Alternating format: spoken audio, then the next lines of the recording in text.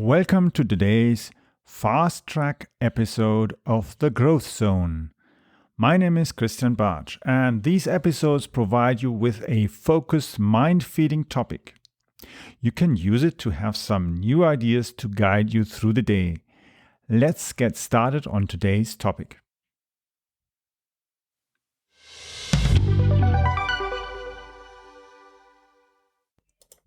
In today's episode of Fast Track, we are going to look at how IoT changed the way we get letters and printed product marketing. So, IoT devices are entering many areas in the business world. And when you look at it, it's as well going to enter into the mailing systems. By that I mean the postal service. The postal service that delivers us printed letters. They deliver as well printed marketing material, whether it's printed catalogs or other kind of marketing material. There's a lot of different opportunities where an IoT device can actually increase the speed and reduce the cost of the delivery of letters. When you think of it, if you've ever done hand mailings, if you've gone round the streets and put letters or marketing material into letterboxes, wherever you are in the world, you eventually notice that many of these letterboxes aren't exactly designed for the person who's actually delivering the letters. It's actually designed maybe to pleasure the person who owns the letterbox. Unfortunately, some of them might look very funny, some look maybe traditional and so on, but they're not very handy. They cause quite a lot of problems for people, and it's not very nice. You might hurt your hands when you're putting the advertising in or putting the letters in, and you eventually notice maybe that some of the postmen and post ladies, that they have as well maybe some protective gloves and so on over time, or other kind of ways of somehow protecting their fingers. Especially when you're handling paper, there are of course things like that can be painful, like letter cuts and so on, and they eventually have like these rubber gloves on top of the index finger and other kind of things just to sort the letters and so on. And of course, postmen, post ladies are getting now more and more smarter technologies. They're getting bicycles as well that have got an electric engine and so on to as well reduce the stress on the body, on the limbs and other kind of body elements. Reduces as well the amount of staff getting sick. The sick days reduce, and the cost of the smarter bicycle reduces, of course, all these human resources related issues and productivity losses. On the other hand, how could IoT actually help us deliver the letters faster? And for instance, if we are a marketing organization and we want to market, how can we actually increase the sales that we can theoretically take out of that when we're delivering the marketing material and using the postal service to do that? So in the future, IoT devices will be in many places of our daily life, and it can even be in letterboxes. As an example, a smart letterbox might notice that the postman is coming and might open its lid automatically, so he just needs to drop the letter in. It reduces the cost. The same would be the issue if, for instance, it wouldn't be a human delivering the letter, but a robot or some other device. It would need as well, of course, the flap opening. If you some kind of non-standard letterbox that can't do that, that would be a problem, of course, for these smart delivery systems. Nevertheless, if you are able to accommodate the things, the delivery speeds up. And on the other hand, as well, yes, we've said for over 20 years that printed letters and the delivery of printed letters will eventually just disappear. But reality is we've got nowadays email, we've got Skype, we've got Zoom and all sorts of ways, WhatsApp, Messenger, WeChat and so on. Many, many ways to send letters, even faxes we can send. But the printed letter is still being sent. And now, for instance, at certain times of year, people as well send greeting cards and so on. Maybe not as much as they used to do before, but it still shows that certain things have to be sent as a printed document. That causes, of course, a certain issue because you'd say, well, we should be able to do that all digitally. Hey, what have we been doing in the last 20 years? We've been just finding ways to spam ourselves with emails and marketing emails and spam and seeing how the opening rates are going down the drain. And certain other kind of marketing tools actually are going up in their opening rates. You might not necessarily be able to measure when the people are opening, but you can measure the response of people actually then ordering by using certain codes and so on.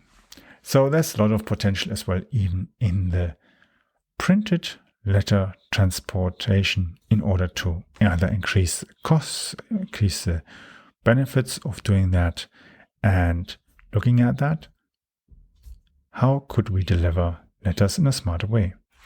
Let's say we build a IoT device as a special greeting.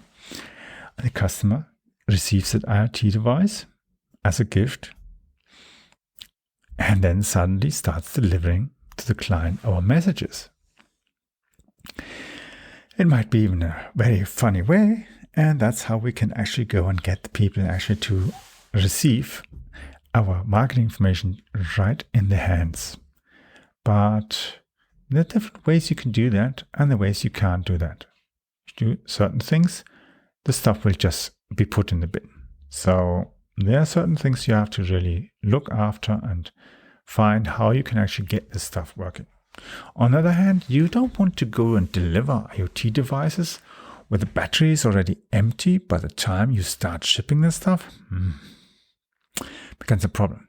So you have to know how and what technology to use.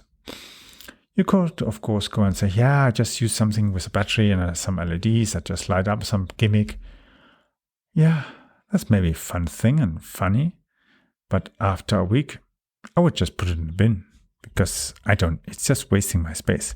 But if it can deliver to me as a consumer, as a customer, as a business client, some certain kind of value, I would keep it as well. And that's like before when we used to have these mouse mats and other goodies or the coasters and so on with all the marketing on it. That was a good thing. Things have changed because people are no longer needing the mouse mats. They're not using them. Maybe they're not as hygienic. It's easier to clean a desk without having a mouse mat on it and that. I even don't use a mouse mat anymore nowadays. I just have a small travel mouse mat that is like a thin cloth. I can open it. It sticks to the desk and then I can just use it when I'm traveling, and maybe the desk that I've got in a hotel room, it's too shiny and doesn't work. I can use that. Otherwise, I don't use a mouse mat. And that's what we have to consider. How can we use our marketing in the communication using postal services to our advantage? And that's the thing. You can even go and use IoT devices where you are delivering certain kind of products and you want the customer to be aware of that the product is going to come or where the product is. Especially if it's a high value product. Then that's something maybe where you want to have an additional control and not just leave it to the postal service to tell you where it is. And that's something you can, and you will see as well in the future happening. Certain kind of important documents and so on, they will be accompanied by an IoT device that will protect as well the documents, clean bill of health or anything like that, because it means that the IoT device knows as well whether somebody has tried to tamper with it and alert you on those things. Things are different kinds of documents that are happening to these documents and other products. So in future episodes, we'll be talking about similar things as well and how they can really affect as well our marketing. We're now going into the basics and then going from the basic principle, going up to the big applications and the big marketing activities. Once we understand how all these different little things connect with each other and become a big picture where you can actually become a game changer if you apply the entire network to your advantage.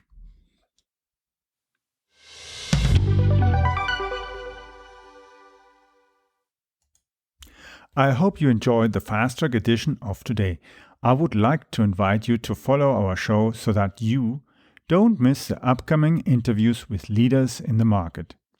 Simply visit the website follow.prmediareach.com. I will be adding the link also to the description of this episode so that you just need to click on that link. The link is follow.prmediareach.com. follow.prmediareach.com. You can follow me also on Twitter by using the Twitter handle CAPBarch. So it's spelled CAPBARTSCH.